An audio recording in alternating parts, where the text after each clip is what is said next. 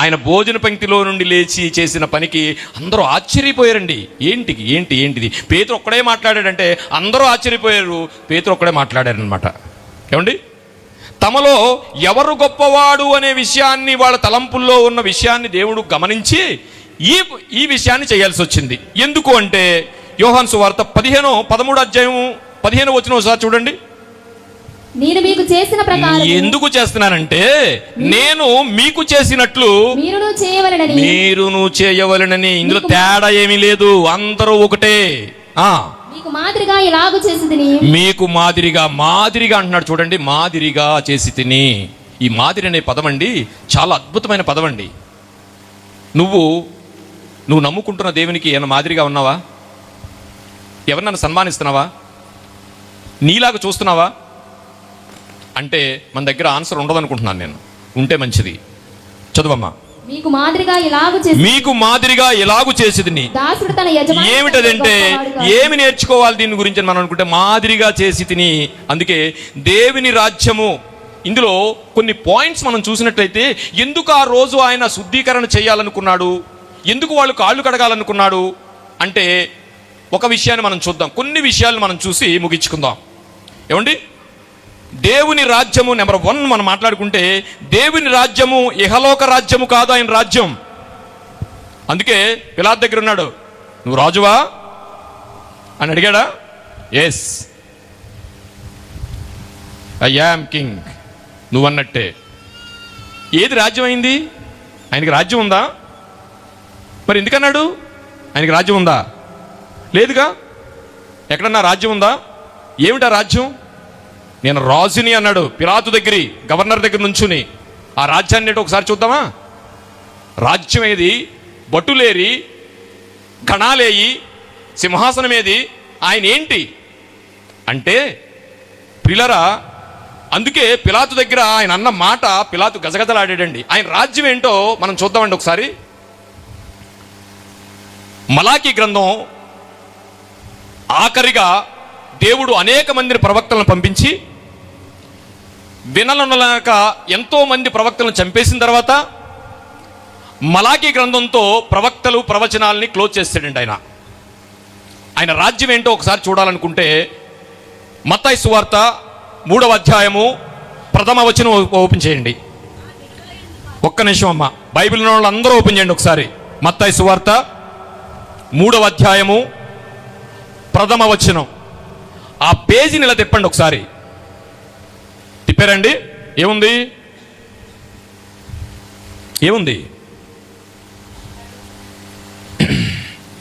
మత్తయి సువార్తలో ఏముంది చూడండి.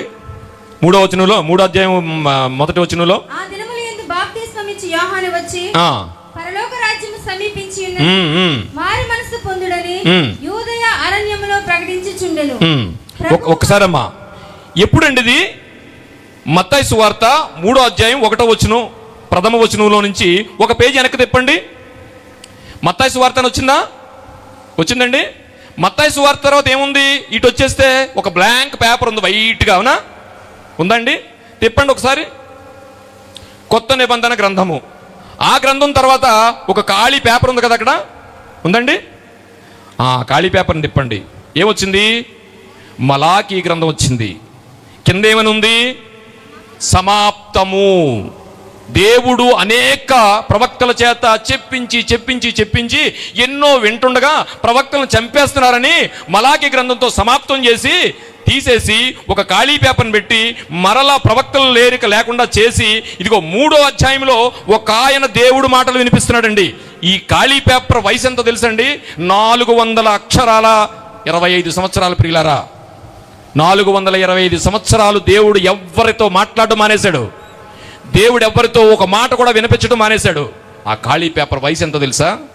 మలాకీ గ్రంథానికి మత్తయి సువార్తకు ఉన్న మధ్యలో ఖాళీ పేపర్ వయసు 425 సంవత్సరాల ప్రియులారా. మరలా 425 సంవత్సరాల తర్వాత మత్తయి సువార్త 3వ అధ్యాయంలో ఒక ప్రవక్త యొక్క మాట వినిపిస్తుంది. అంతవరకు దేవుడు ఎక్కడ ఎవరితో మాట్లాడలేదండి. ఆ మాటల్లో ఏం మాట్లాడుతున్నాడో చూడండి ఒకసారి. ఆ దినములలో బాప్తిసమిచ్చి యోహాను వచ్చి పరలోక రాజ్యము సమీపించేసిందా? సమీపించి ఉన్నదా? సమీపించి ఉన్నది. మారు మనసు పొందుడని ఎందుకన్నాడంటే ఆ పరలోక రాజ్యం ఇంకా ఆయన దగ్గరికి రాలేదు, సమీపించిందంట. మేము ఇందాక గొర్రెపూడి ఎలగల అయ్యగారు ఆ ఎదురుండి ఫోన్ చేశారు, గొర్రెపూడి వచ్చాను కానీ గొర్రెపూడి ఎక్కడ తెలియట్లేదు అంటున్నాడు ఆయన. అంటే పరలోక రాజ్యం సమీపించింది 3వ అధ్యాయం వచ్చేటప్పటికి, కానీ ఇంకా మాట్లాడుతున్న ప్రవక్త దగ్గరికి రాలేదు. మారు మనసు పొందుడని. ఈ పరలోక రాజ్యంలో సమీపించాలంటే ఏం కావాలట? మారు మనసు. నువ్వు ఒక కానిస్టేబుల్ అవ్వాలనుకుంటే, లేకపోతే ఆర్మీలో చేరాలనుకుంటే నీకు ఎన్నో కావాలి. కానీ ఈయన రాజ్యం ఎలాడదట? శుద్ధీకరణకి డెఫినేషన్ చెప్తున్నాను నేను. శుద్ధీకరణకి డెఫినేషన్ ఎందుకు చేశాడో తెలిసిన? ఆయనకు రాజ్యం ఉంది, ఆయన రాజు. అవసరం అయితే ఆయన ఎలా రాజో తర్వాత చెప్తాను. ఆయన టైటిల్ ఏంటో తెలుసా? లోకమెరుగని రారాజు, సకల ప్రపంచములకు యుగ యుగములకు ఆయనే రాజాది రాజు. దేవునికి మహిమ కలుగును గాక. ఆయన లోకమెరుగని రారాజు, సకల ప్రపంచములకు యుగ యుగములకు ఆయనే రాజాది రాజు. దేవునికి మహిమ కలుగును గాక. ప్రపంచాలు ఏంటండి? ప్రపంచాలు ఉంటాయా? ప్రపంచమా ప్రపంచములా? ప్రపంచములనే మాట విన్నారా? వినలేదా? అపోస్తుల కార్యాల్లో అంటాడు, తీయద్దు, ప్రపంచములు అంటాడు ఆయన. ప్రపంచాలేంటి ఎప్పుడైనా విన్నారా? ప్రపంచములు, సకల ప్రపంచములకు ఆయనే రాజాది రాజు. హౌ? సకల ప్రపంచములకు ఆయనే రాజు అంటే మనకి ఎన్ని రాజ్యాలు, మనకి ఎన్ని ప్రపంచాలన్నా తెలుసండి? అకార్డింగ్ బైబిల్ లోకానికి తెలిసింది ఒకటే, భూమి అని. ఈ ప్రపంచములు అకార్డింగ్ బైబిల్ 3 అండి. నెంబర్ 1 మొదటి ఆకాశము, పరలోకం. నెంబర్ 2 భూలోకము, 2వ ఆకాశం. నెంబర్ 3 పాతాళము, 3వ ఆకాశం. ఈ 3 ప్రపంచాలు ప్రియులారా, ఇవి ఉన్నాయి. ఒక దాని మీద మనం ఉన్నాం, 2 మనం చూడబోతున్నాం. దేవునికి మహిమ కలుగును గాక. ఈ పాతాళ లోకంలో మళ్ళా 3 ప్లేసులు ఉన్నాయండి. బైబిల్ కానీ ఈ లోకాలు కానీ 2 మహాలోకాలు మన గురించి ఎదురు చూస్తున్నాయి. అవన్నీ ఉత్తుదనుకుని బతికేస్తున్నాం మనం కాదండి, ఉన్నాయండి. ఈ పాతాళంలో మళ్ళా 3 ప్లేసులు ఉన్నాయి. ఆ 3 ప్లేసులు ఏంటంటే, లూకాసు వార్తలో ధనవంతుడు వెళ్ళిన సమాధాన పొందు స్థలము, వేదన పొందు స్థలంలోకి వెళ్ళాడా? మరి అబ్రహాం గారు దగ్గరికి ధనవంతుడితో ఉన్న లాజరు చనిపోయి ఎక్కడికి వెళ్ళాడు? అబ్రహాం దగ్గరికి వెళ్ళాడు. అంటే 2 ప్లేసులు కనిపించాయి. 3వ ప్లేస్ ఏంటంటే, ధనవంతుడు అడుగుతున్నాడు ఏమని? అయ్యా, ఆ అబ్రహాము నా దగ్గరికి పంపించు, ఆ ధనవంతుడిని, ఒక నీళ్ళు చుక్క నా నోట్లో వేస్తాడు అని అంటే, no no no no no, ఇక్కడి నుంచి అక్కడికి, అక్కడి నుంచి ఇక్కడికి దాటకుండునట్లు మన మధ్యలో ఒక అగాధం ఉంది. ఆ అగాధం ఎందుకంటే, దేవుని నుంచి తప్పిపోయిన ఆ దేవదూతలు బిలాములోకి వెళ్ళడానికి చేయించిన 3 ప్లేసులు ఉన్నాయి. ప్రపంచములు అనగా నెంబర్ 1 పరలోకం, నెంబర్ 2 భూలోకం, 3వది పాతాళ లోకం. పాతాళ లోకంలో మళ్ళీ 3 ప్లేసులు ఏంటంటే, 1 వేదన పొందు స్థలము, 1 సమాధాన పొందు స్థలము పరదేశి, మధ్యలో ఉన్నది దేవదూతలు, తప్పిపోయిన దేవదూతలను పడేనుకున్న ప్లేసు. ఇది ప్రపంచములు అనమాట. ఇన్ని ప్రపంచాలకి రాజండి ఈయన. దేవునికి మహిమ కలుగును గాక. ఎలా రాజంటే, ఇక్కడ ఏం చెప్పాడండి? 3వ వచనం చదవమ్మా. బాప్తిస్మం ఇచ్చి యోహాను వచ్చి పరలోక రాజ్యము సమీపించి ఉన్నది, యూదయ అరణ్యంలో ప్రకటించుండు. అంటే పరలోక రాజ్యం వచ్చిందంట, ఇంకా ఆయన దగ్గరికి రాలేదంట. వచ్చింది, ఆయన స్థాపించాడు. ఆయన, మనం ఏమనుకున్నామంటే ఈ భూమి మీద భారతదేశానికి మోడీ, లేకపోతే చైనాకి జంపింగు, లేకపోతే అక్కడెక్కడో ట్రంప్ అనుకున్నాం కదా. కాదండి, వీళ్ళందరూ చిన్నపిల్లలు, అక్కడక్కడ ఉన్నవాళ్ళు. కానీ ఈ ప్రపంచాన్ని పాలిస్తున్నది యేసు ప్రభు మాత్రమే. ఎలాగో చెప్తాను. వీళ్ళందరూ ఇక్కడ వాళ్ళే. ఈ ప్రపంచాన్ని శాసిస్తున్నది యేసు ప్రభు వారండి. ఇప్పుడు ఒక చిన్న బాంబులాంటి మాట మీకు వేస్తాను. What is the difference between పరలోకం అండ్ పరలోక రాజ్యం? ఈ 2 ఒకటే అనుకున్నారు కదా మీరు. పరలోక రాజ్యం అనగా ఏమిటి, పరలోకం అంటే ఏంటి? రెండింటికి డిఫరెన్స్ ఏంటి? ప్రియ దేవుని జనాంగమా, యేసు ప్రభు వారు వచ్చి పరలోక రాజ్యాన్ని స్థాపించి వెళ్ళారండి. ఇక్కడ ఆయన రాజు. ఆ పరలోక రాజ్యం వేరు, పరలోకం వేరు. పరలోక రాజ్యాన్ని స్థాపించి ఇందులో మారు మనసు పొందిన వాళ్ళందరూ వస్తే వాళ్ళందరూ కలిపి ఒక రాజ్యం అయితే ఆఖరిగా మనల్ని తీసుకెళ్లి తండ్రికి అప్పచెప్తాడు. దాని విషయమై ఒక్క వాక్యం చెప్పి నేను ముందుకెళ్తాను. దానియేలు గ్రంథము ఇప్పుడు మనం ఏం చదువుకున్నామంటే శుద్ధీకరణకు ఆయన ఎందుకు చేశాడు అనే విషయాన్ని వాళ్ళకి చెప్పడానికి, ఇదిగో నా రాజ్యం వస్తుంది, ఆ రాజ్యంలో అందరూ లోకరాజ్యాలుగా ఉండకూడదు, ఒకళ్ళనొకళ్ళు పరిపాలించుకోకూడదు. సహోదరులారా, మనందరం సంఘములో అని చాలా మాటలు మాట్లాడుతుంటారు కదండి, అది పరలోక రాజ్యం, అలా ఉండాలి పరలోక రాజ్యం అనే దాని గురించి ఆయన శుద్ధీకరణలో పైకి లెగిసి మాట్లాడుతున్నాడు. ఆయన రాజ్యాన్ని ఈ భూమి మీద స్థాపించాడు. దానియేలు గ్రంథము చూడండి ఒకసారి. దానియేలు గ్రంథము 4వ అధ్యాయము 44వ వచనం చదవండి. అంటే ఇది ఒక సబ్జెక్ట్ కానీ ఒక్క నిమిషం టచ్ చేసి వెళ్ళిపోదాం. ఆయన ఈ ప్రపంచానికి రాజు కాదండి, 3 ప్రపంచాలకి రారాజు. ఆయన ఈ భూమి మీద జరుగుతుంది ఆయనదే చట్టం. ఎందుకంటే చిన్న క్లూ ఇస్తాను. ఇక్కడ రాజ్యాంగం అంతా ఎవరు రాశారండి? మన రాజ్యాంగం అంతా ఎవరు రాశారమ్మా? అంబేద్కర్. అంబేద్కర్ ఎక్కడి నుంచి తెచ్చాడు? అంబేద్కర్ గారు రాసేటప్పటికి మన ఈ భారతదేశంలో ఉన్న చట్టం కానీ రాసి ఉంటే ఒక్కడ మిగిలివాడు కాదు. ఇప్పుడు ఆయన అనేక దేశాలకు వెళ్ళి ఆ చట్టాన్ని తీసుకొచ్చి భారతదేశంలో పెట్టాడు. ఆ చట్టం అంతా ఎక్కడదనుకున్నారు? బైబిల్. దేవునికి మహిమ కలుగును గాక. ఇప్పుడు మనం పాలిస్తున్నది బైబిల్ చట్టం. తర్వాత చెప్తాను, తర్వాత చదువుకుందాం. అసలు ఆయన ఎలా ఎంటర్ అయ్యాడో చెప్తాను. పరలోక రాజ్యం రాబోతుంది నాయన. అందుకని మీ కాళ్ళు ఎందుకు కడుతున్నాను తెలిసిన? ఈ రాజ్యంలో ఒకళ్ళొకళ్ళు చంపుకునేది ఉండదు. ఈ రాజ్యంలో నేను కాళ్ళు కడుగుతున్నాను కదా, దాసులు ఉండరు, సేవకులు ఉండరు, ఒకళ్ళ కాళ్ళు ఒకళ్ళు కడుక్కోవాలి. అదే శుద్ధీకరణ అని నా రాజ్యం గురించి ఆయన మాట్లాడుతూ దానియేలు గ్రంథము ఎలాగ ఎంటర్ అయిందో చిన్న విషయం చెప్పి మీకు అంశంలోనికి వెళ్ళిపోదాం. దానియేలు గ్రంథము ఆ రాజుల కాలములో, దానియేలు గ్రంథము 2వ అధ్యాయము. ఆ రాజుల కాలములో పరలోకమందున్న దేవుడు రాజ్యం స్థాపించును. చూడండి, ఏ రాజుల కాలంలో? ఏ రాజుల కాలంలో అంటే రాజుల కాలం. ఈ ప్రపంచాన్ని, ఇక్కడ సోషల్ స్టడీస్ తెలిసిన పిల్లలు ఉంటారు, వాళ్ళందరికీ తెలుస్తుంది. మన ప్రపంచాన్ని పాలించిన వాళ్ళు అకార్డింగ్ బైబుల్ కానీ చరిత్రకు కానీ వెళ్ళిపోతే ప్రపంచాన్ని పాలించిన వాళ్ళు 4 రాజులు కనిపిస్తారు ప్రియులరా. ఒకటి నెబుకద్నెజరు, బబులోను సామ్రాజ్యం, మొట్టమొదటి ప్రపంచాన్ని స్థాపించిన వారు, ప్రపంచాన్ని ఏలినవారు. 2వ ప్రపంచాన్ని పాలించిన సామ్రాజ్యం ఏదంటే మాదియ పారసీక. 3వ ప్రపంచాన్ని పాలించిన రాజ్యం ఏదంటే, ఇది అకార్డింగ్ సోషల్ స్టడీస్, ప్రపంచానికి తెలిసిన చరిత్ర, ఇంక ఇది మార్చేదేం లేదు అకార్డింగ్ బైబిల్ కూడా. 3వది ఏంటంటే గ్రీకు సామ్రాజ్యం. 4వది ఏంటంటే రోమా సామ్రాజ్యం. ఈ 4 కూడా ప్రపంచాన్ని పాలించిన దేశాలు ప్రియులారా. ప్రపంచాన్ని పాలించిన దేశాలు. ప్రపంచాన్ని పాలించిన దేశాలు ఈ 4 తర్వాత ఇక 2వ రాజ్యం మళ్ళీ ఎంటర్ అవ్వలేదండి. అది పరలోక రాజ్యం. దేవునికి మహిమ కలుగును గాక. యేసు ప్రభు వారి తర్వాత మళ్ళీ ప్రపంచ రాజ్యాలు ఏమైనా వచ్చాయండి? ప్రపంచ రాజ్యాలు ఏమైనా వచ్చాయా? రాలేదండి.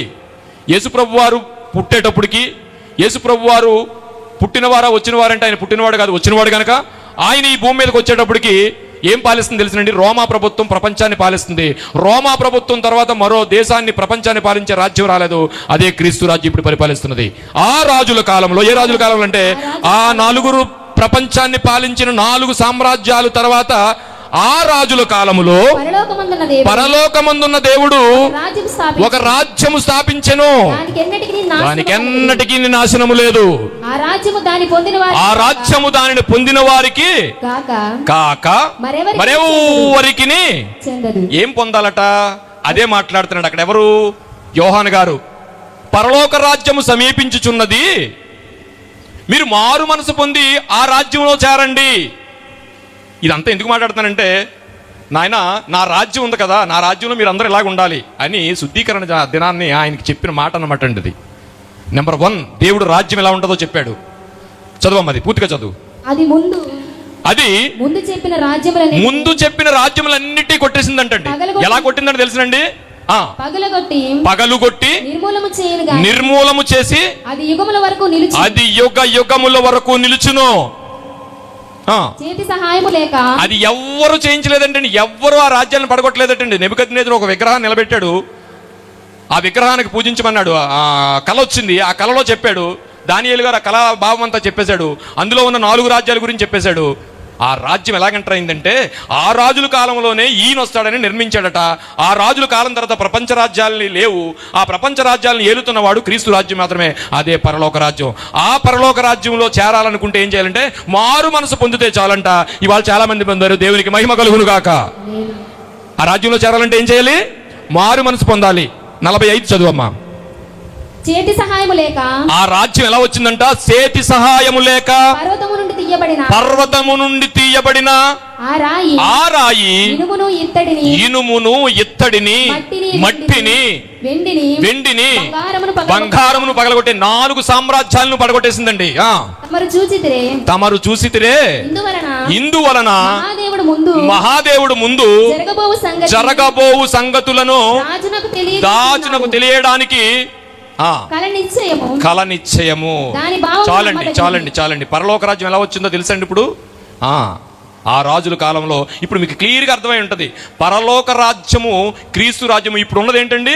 పరలోక రాజ్యాన్ని స్థాపించడానికి వచ్చాడు, ఆయన స్థాపించాడు, వెళ్ళిపోయాడు. ఇప్పుడు పరలోక రాజ్యమే భూమి మీద జరుగుతుంది, ఇక లేదు ప్రపంచం అంతా. ఇంకొక ఎగ్జాంపుల్ చెప్పనా మీకు. ప్రపంచ జనాభా ఎంతండి? 850 కోట్లకు చేరింది. 800 కోట్లలో ఎంతమంది క్రైస్తవులు ఉన్నారు చెప్పండి?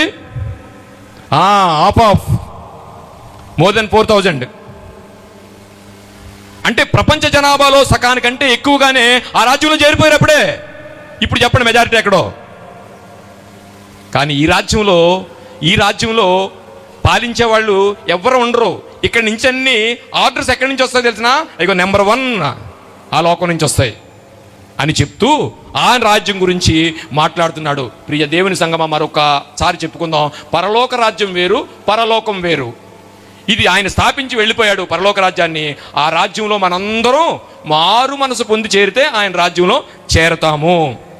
ఈ పరిస్థితుల్లో రెండవదిగా మనం చూసుకున్నట్లయితే ప్రియులారా, ఆయన ఏమంటున్నాడంటే దేవుని రాజ్యం గురించి మాట్లాడుతున్నాడు. మత్తయి సువార్త 18వ అధ్యాయం 4వ వచనం చూడండి. నెంబర్ 1 మనం చెప్పుకున్నాం దేవుని రాజ్యం గురించి. ఎందుకు ఆయన శుద్ధీకరణ చేశాడంటే ఒక రాజ్యం రాబోతుంది, ఆ రాజ్యంలో మీరు ఎలా ఉండాలో చెప్తున్నాను ఆయన చెప్పాడు. ఆయన రాజ్యం గురించి మనం మాట్లాడుకున్నాం. కాగా ఈ బిడ్డ వలె తన్ను తాను తగ్గించుకుని వాడైనా ఎందుకు చేస్తున్నాడంటే, నాయన నీకు ఎందుకు అడుగుతున్నాడంటే నువ్వు రిజెక్ట్ చేయకు. కాగా ఈ బిడ్డల వలె, ఏ బిడ్డల వలె? ఇగో వీరు లాంటిదే పరలోక రాజ్యము అన్నాడా? ఎలా ఉండాలంటే పరలోక రాజ్యంలో చేరాలంటేని బిడ్డలు వలె, కాళ్ళు కడగడానికి, కాళ్ళు కడిగించుకోవడానికి ఏమాత్రం సంకోచించకండి. శుద్ధీకరణ ఎందుకు పెట్టాడంటే ఇదిగో అందరూ సమానం. కాగా ఈ బిడ్డల వలె తన్ను తాను తగ్గించుకుని వాడైనా వాడు పరలోక రాజ్యములో గొప్పవాడు. దేవుని రాజ్యములో అనగా సంఘములో. దేవుని రాజ్యం ఏంటనుకుంటున్నారండి ఇక్కడ ఉన్నది ఇప్పుడు? సంఘం. మీరు అందరూ ఇప్పుడు ఎక్కడున్నారు? దేవుని రాజ్యంలో ఉన్నారు, సంఘంలో ఉంటేనే. నెంబర్ 2 ఒకటి చదువుకున్నాం మనం ఇందులో. అంతేకాదు సంఘము ఒక రాజ్యం. ఆ రాజ్యంలో మన అందరం చేరాము. గలతీయులకు రాసిన పత్రిక 5వ అధ్యాయము 13వ వచనం. ఇందులో ఎలా ఉండాలట మనుషులు? సహోదరులారా ఎలా ఉండాలని చెప్తున్నాడు తెలిసిన? సహోదరులారా మీరు స్వతంత్రులుగా ఉండుటకు. మిమ్మల్ని పాలించేవాడు ఎవరు ఉండరు. కరెక్ట్గా చెప్పిన మన భాషలో రాజు నువ్వు, మంత్రి నువ్వే. దేవునికి మహిమ కలుగును గాక. మనం ఎవరట? రాజులైన యాజక సమూహం. చదవమ్మా. సహోదరులారా మీరు స్వతంత్రులుగా ఉండుటకు పిలవబడితిరి. అయితే ఒక మాట, ఆ స్వాతంత్ర్యమును శారీరక క్రియలకు హేతువు చేసుకొనక ప్రేమ కలిగిన వారే ఒకడికొకడు దాసులయ్యుండి. అదే ఆయన ఉద్దేశం. ఆయన రాజ్యంలో ఎలా ఉండాలట? ఈ శుద్ధీకరణ విషయంలో ఆయన చెప్పుతున్న, శిష్యులకు చెప్తున్న నీతి వాక్యం ఏంటంటే, నీవలే నీ పొరుగువాని ప్రేమించి ఎన్ను ధర్మశాస్త్రమంతయు ఇమిడి ఉన్నది. దేవునికి మహిమ కలుగునుగాక. చదవమ్మా 14 కూడా చదవమ్మా. నిన్ను వలే నీ పొరుగువాని ప్రేమించిన మాట యందు ఒక్క మాటలో ఈ ధర్మశాస్త్రం అంతయు సంపూర్ణమై ఉన్నది. దేవునికి మహిమ కలుగునుగాక అని చెప్తూ, అయితే మీరు ఒకనినొకడు కరచుకొని భక్షించిన ఎడల మీరు చాలమ్మా. ఇది ఆ విషయాన్ని చెప్పుకుంటూ వచ్చాడు. రెండవ మాటగా ఇందులో ఒక నీతి మనం చూసినని ఎందుకు ఇలా చేశాడంటే, శుద్ధి చేసే ప్రక్రియ ఆత్మీయ శుద్ధీకరణ. శుద్ధి చేసే ప్రక్రియ ఒక ఆత్మీయ శుద్ధీకరణ. ప్రియులారా, ఇది ఆత్మీయ శుద్ధీకరణ అంటే యెషయా గ్రంథము 1వ అధ్యాయము 18వ వచనం చదవండి. ఆత్మీయ శుద్ధీకరణ అంటే ఆత్మను క్లీనింగ్ చేసేదన్నమాట. ఆత్మీయ శుద్ధీకరణ. యెహోవా ఈ మాట సెలవిచ్చుచున్నాడు. ఈ మాట సెలవిచ్చుచున్నాడు. రండి, రండి, మన వివాదము తీర్చుకొందము. మన వివాదము తీర్చుకుందుము. మీ పాపములు రక్తము వలె ఎర్రనివై. రెండోది ఏంటంట? క్లీనింగ్ పర్పస్, క్లీనింగ్ ప్రక్రియ, శుద్ధీకరణ ప్రక్రియ. ఆ శుద్ధీకరణ ఆత్మీయ శుద్ధీకరణ ప్రక్రియ రెండవదిగా మాట్లాడుతున్నాను నేను. అందులో ఏం జరుగుతుందంట? మీ పాపములు రక్తము వలె ఎర్రనివైనవు కానీ అవి హిమము వలె తెల్లబడును. అదేంటండి? రక్తముతో చేసుకున్నాయి హిమం వల్లే తెల్లగా ఎలా అవుతాయి? అదే పరలోకరాజ్యం అంటేనే. చదవమ్మా. కెంపు వలె ఎర్రనివైనను, కెంపు వలె ఎర్రనివైనను, అవి గొర్రెబొచ్చు వలె అవి గొర్రెబొచ్చు వలె తెల్లగా అగును. అగును. మీరు సమ్మతించి నా మాట వినుడి. మీరు సమ్మతించి నా మాట వినుడి. ఇప్పుడు ఆయన మాట్లాడుతున్నాడు ఏంటంట? రక్తములో కడుక్కుంటే హిమం ఎలాగవుతుంది? అందుకనే ప్రకటన గ్రంథంలో యోహాను గారు వెళ్ళి అడుగుతున్నాడటండి. ఒక్కసారి చూడండి ఆ రెఫరెన్సు. ప్రకటన గ్రంథము 7వ అధ్యాయము 13వ వచనం. పెద్దలలో ఒకడు. ఈ సందర్భం ఏంటంటే యోహాను గారు పరలోకం వెళ్ళిపోయారు, ఆత్మవశుడై పరలోకంలో ఉన్నాడు. అక్కడికి కొంతమంది వచ్చారు. ఆ వచ్చిన వారు, అయ్యా ఎవరు ఈయనని నీకు తెలుసా అని అడిగారు. యోహాను గారిని అడిగారు, ఎవరో తెలుసా? నాకేం తెలుసా, నువ్వే చెప్పన్నాడు. చెప్పినంటే అప్పుడు చెప్తున్నారు చూడండి. పెద్దలలో ఒకడు తెల్లని వస్త్రములు ధరించుకుని వీరెవరు, ఎక్కడి నుంచి వచ్చిన వారు అని అడుగగా అందుకు నేను అయ్యా నీకే తెలియను కదా, నాకేమి తెలియను అని యోహాను గారు అక్కడున్న పరలోకంలో ఉన్న ఒక ఆయనతో అంటే ఆయన ఏం చెప్తున్నాడు చూడండి. అతడు ఇలాగున నాతో చెప్పాను, వీరు మహాశ్రమల నుండి వచ్చిన వారు గొర్రెపిల్ల రక్తములో తమ వస్త్రములను ఉతుకుకొని. ఇదేంటిది? నీ బ్యాక్గ్రౌండ్ ఏంటయ్యా అని అడిగితే మనం ఏం చెప్తామండి? నేనండి పూర్వం బాంబులు వేసేవాడిని అండి, మామూలుగా ఉండి కాదు, ఇలా చూస్తే చాలు కొట్టేసేవాడిని అండి వెళ్ళి. మన బ్యాక్గ్రౌండ్ అది చెప్తాం కదా. నేను కూడా మొన్న చెప్పాను, నేను మామూలుని కాదండి, క్లాసికల్ డాన్సర్ నుండి తిరుపతి దేవస్థానానికి నేనే ఆస్థాన విద్వాంసుని. ఎన్ని చెప్తాం మనం. నువ్వెవరో తెలుసా?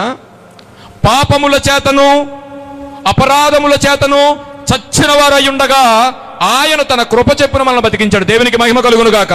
నీ బ్యాక్గ్రౌండ్ బాంబులు వేయడం కాదు, నీ బ్యాక్గ్రౌండ్ తాగటం కాదు, నీ బ్యాక్గ్రౌండ్ అది కాదు. నీ బ్యాక్గ్రౌండ్ ఏంటంటే పాపముల చేతను అపరాధముల చేతను చచ్చిన వాడై ఉండగా ఆయన సిలువెక్కి ఆయన రక్తంతో మనల్ని తడిపి మనల్ని తెల్లగా చేశాడు. అదే చెప్తున్నాడు, వీరు గొర్రెపిల్ల రక్తంలో తడుపుకుని వచ్చిన వారు వారిని తెలుపు చేసుకున్నారట. గొర్రెపిల్ల రక్తంలో రక్తం ఎర్రగుంటుందా తెల్లగుంటుందా? మరి ఎల్లగుంటే తెల్లగా అయ్యారు. అదే పరలోక రాజ్యం. ఈరోజు జరగబోయేది అదే. దేవునికి మహిమ కలుగును గాక. ఇప్పుడు అర్థమైంది కదా. నెక్స్ట్ వెళ్దాం. మనం ఒక రెండో పాయింట్గా మనం ఏం చెప్పుకున్నామంటే శుద్ధీకరణ ప్రక్రియ. ఇక మూడవదిగా మనం చూసుకుంటే ప్రియులారా, లోకం ఆశించేది కాదు ఈ ప్రక్రియ. ఇలా చెప్పుకుంటూ వెళ్తే చాలా ఉంటాయి. కానీ మార్కు సువార్త 10వ అధ్యాయము 44వ వచనం చదవండి ఒకసారి. మీలో ఎవడైనను ప్రముఖుడై ఉండగోరిన ఎడల, నువ్వేం లీడర్గా ఉండాలనుకుంటున్నావా? పెద్దగా ఉండాలనుకుంటున్నావా? ఒకవేళ ఉండాలంటే లోకపరంగా లోక రాజ్యాల్లో ఏం కావాలి? ఏదో ఒక క్వాలిఫికేషన్ కావాలి నీకు, నీ స్థాయిని బట్టి. కానీ ఈయనేమడుగుతున్నాడు? మీలో ఎవడైనా ప్రముఖుడై ఉండగోరిన ఎడల. ఇది ఏంటనుకున్నారు?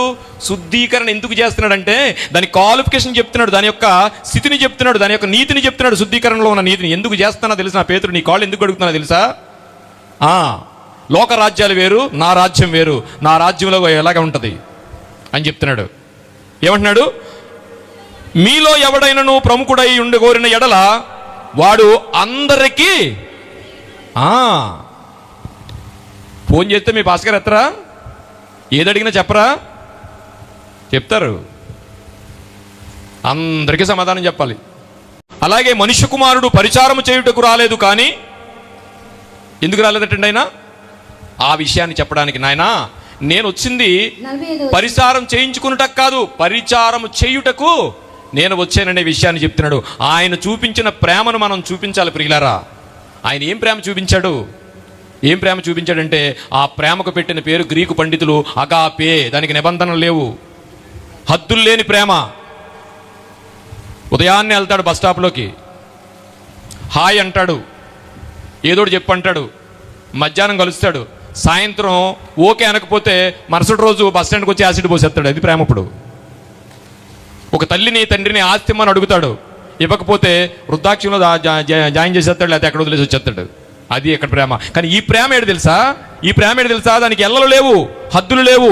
అలాంటి ప్రేమను ఆయన చూపించడానికి ఆ రోజు శుద్ధీకరణ జరిగింది. అది చెప్పడానికే. ఏ స్థితిలోనైనా ముఖ్యంగా వినయతకు, విజ్ఞాపనకు, ఆయన విజ్ఞతకు శుద్ధీకరణ జరిగినట్టుగా మనకు కనిపిస్తుంది. ప్రియులారా, ఈరోజు మనం తెలుసుకోవాల్సింది ఏంటంటే శుద్ధీకరణ ఎంత అద్భుతమైన ఘట్టమో ఆ రోజు దేవుడు చేసిన, యేసుప్రభు వారు శిష్యులకు చేసిన అద్భుతమైన ప్రక్రియ అది. ఇకపోతే మనం చూసుకోవాల్సింది ఏముంటుందంటే కొరింథీయులకు రాసిన మొదటి పత్రిక 11వ అధ్యాయము 23వ వచనం చదవండి.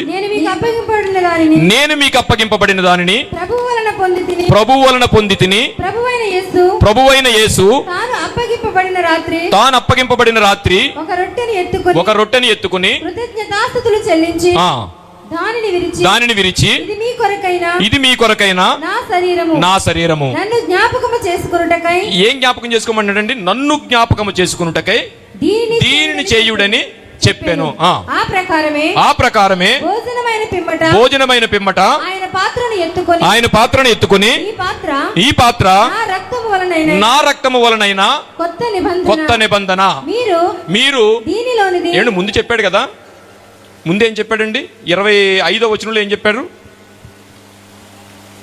ఆ ప్రకారమే భోజనమైన పిమ్మట. అదే విషయాన్ని రెండోసారి 26లో కూడా చెప్తున్నాడు కదమ్మా. 26 చదవండి. మీరు ఈ రొట్టెను తిని ఈ పాత్రలో తాగినలా. ముందు ద్రాక్షారసం గురించి చెప్పాడు, తర్వాత శరీరం గురించి చెప్పారు, మళ్ళా ఈ రెండు తాగమన్నాడు. మూడవసారి కూడా మళ్ళా ఎందుకు చెప్తున్నాడో ఒక్కసారి ఆలోచిద్దాం. చదవండి 26.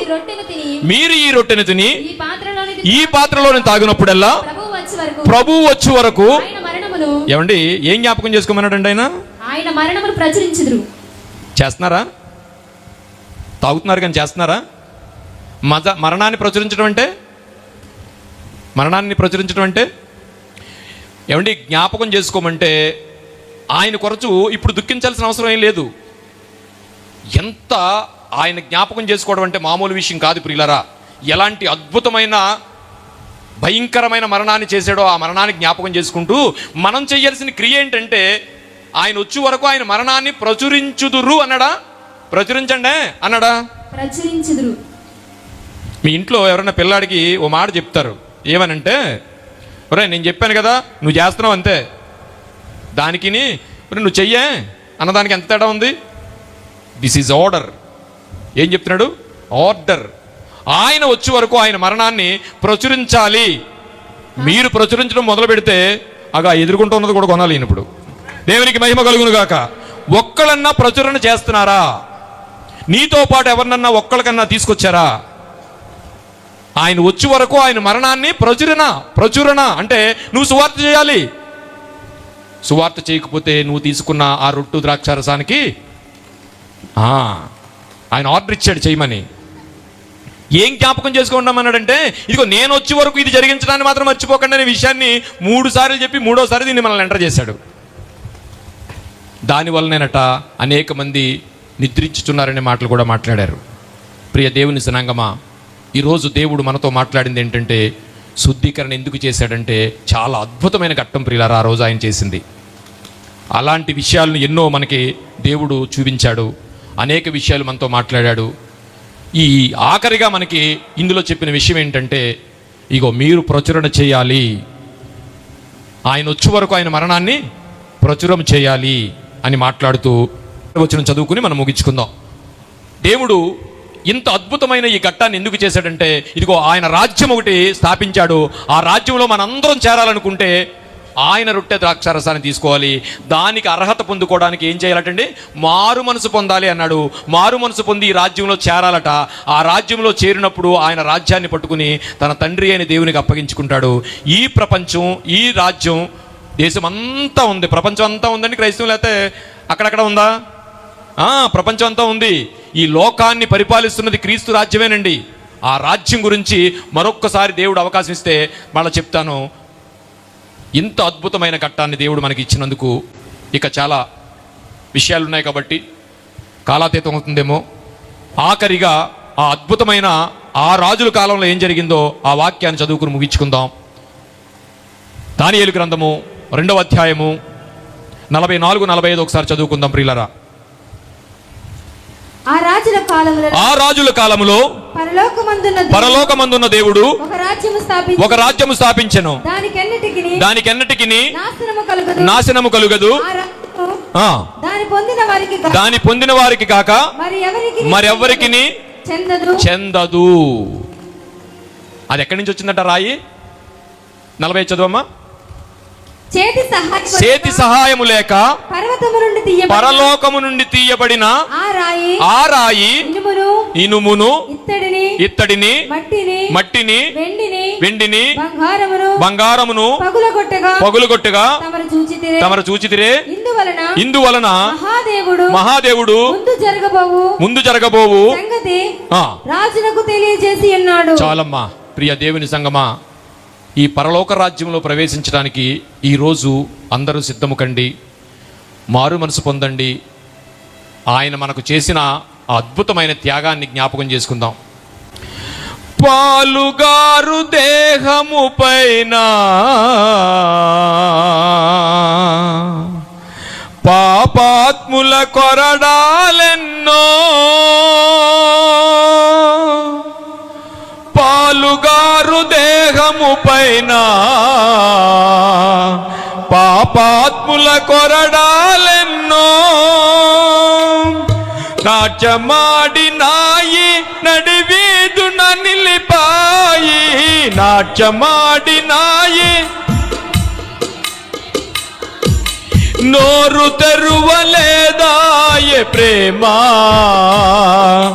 బదులు పలుకలేదాయే ప్రేమ,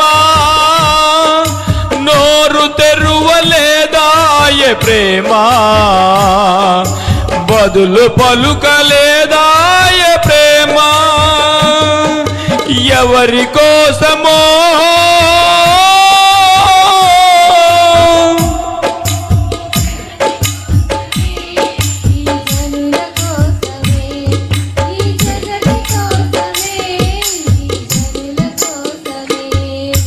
సిలువలో సాగింది యాత్ర,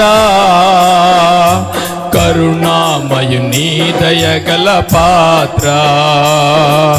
సిలువలో సాగింది యాత్ర, కరుణామయుని దయగల పాత్ర.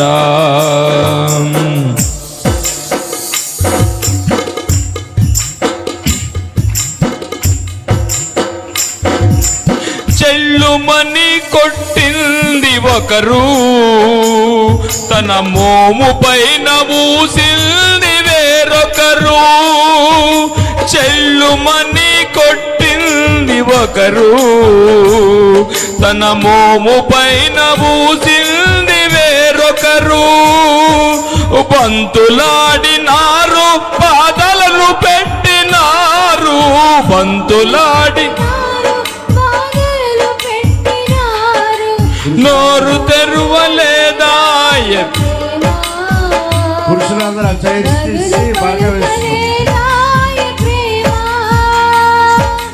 నోరు తెరువలేదాయే ప్రేమ, బదులు పలుకలేదాయే ప్రేమ.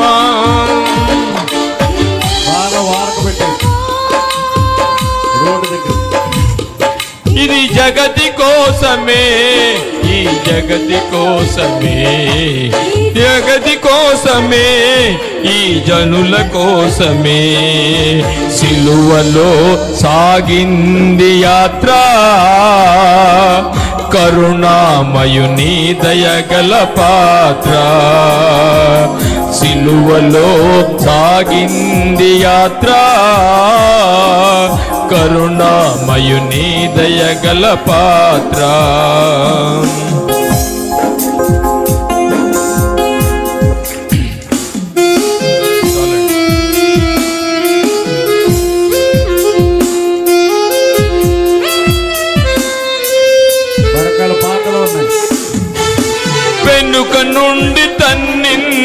ఒకరు, తన ముందు నుండి నవ్వింది వేరొకరు, మునుక నుండి తన్నింది ఒకరు, తన ముందు నుండి నవ్వింది వేరొకరు. గేలి చేసినారు, పరిహాసమాడినారు, గేలి చేసినారు, పరిహాసమాడినారు. నోరు తెరువలేదాయ ప్రేమ, బదులు పలుకలేదాయ ప్రేమ. నోరు తెరువలేదాయ ప్రేమ, బదులు పలుకలేదాయ ప్రేమ. ఎవరి కోసమో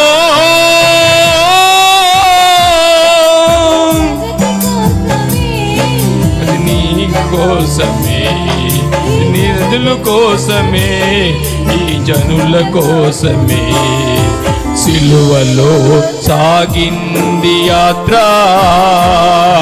కరుణామయుని దయగల పాత్ర, సిలువలో సాగింది యాత్ర. కరుణామయుని దయగల పాత్ర.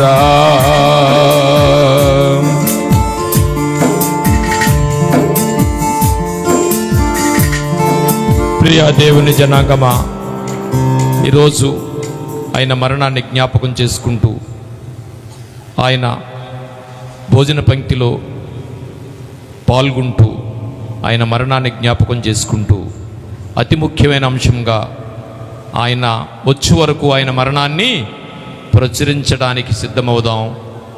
తదుపరి కార్యక్రమంలోకి మనం ప్రవేశిద్దాం. దేవునికి మహిమ కలుగునుగాక.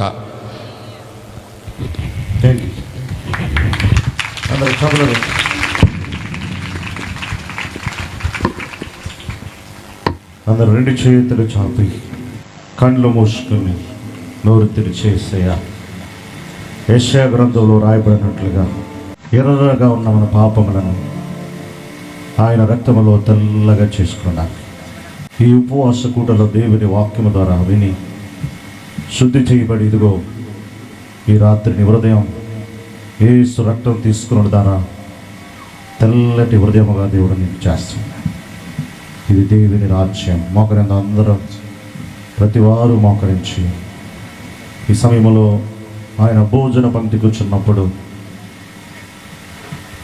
పైకి లేచి ఒక టవలు తీసుకుని నడుముగ్గును కట్టుకుని ఒక పళ్ళెములో నీళ్లు పోసుకుని యేసు ప్రభు వారి యొక్క శిష్యుల పాదాలను కడగడం ప్రారంభించారు. అది ఎంతో తగ్గింపు. వారిలో ఈ 12 మంది శిష్యులలో తగ్గింపును నేర్పుతూ ఉన్నాడు. ఈ రాత్రి నీవు జ్ఞానాన్ని బట్టి కానీ, తెలివిని బట్టి కానీ, దేవుడిచ్చే అహంకార ఆరోగ్యాన్ని బట్టి కానీ ఎక్కడన్నా హెచ్చించుకుంటున్నామేమో. నీకు నువ్వుగా తగ్గించుకుని ఒకరి పాదములను ఒకరు కడుగు కొనుక్కోవడానికి ఇలాగును చెయ్యమని ప్రభు చెప్పినట్లుగా ఈ రాత్రి మనం ఇలాగును చేయబోతున్నాం. పరిశుద్ధుడ, ప్రేమ గల తండ్రి, పాదశుద్ధి కార్యక్రమం ప్రారంభిస్తుండగా మా హృదయాలలో యేసు శిష్యులు వలె హెచ్చింపు లేకుండా యేసు శిష్యులకు తగ్గింపు నేర్పించినట్లుగా ఒకరికి ఒకరు మేము ఈ పాద పరిచర్య ద్వారా ధూళి లాంటి తగ్గింపు కలిగి ఉండడానికి ఆ పాద పరిచర్యకు మేము వెళ్తుండగానే కృప చేత నడిపించమని యేసు నామమున అడుగుచున్నాము తండ్రి.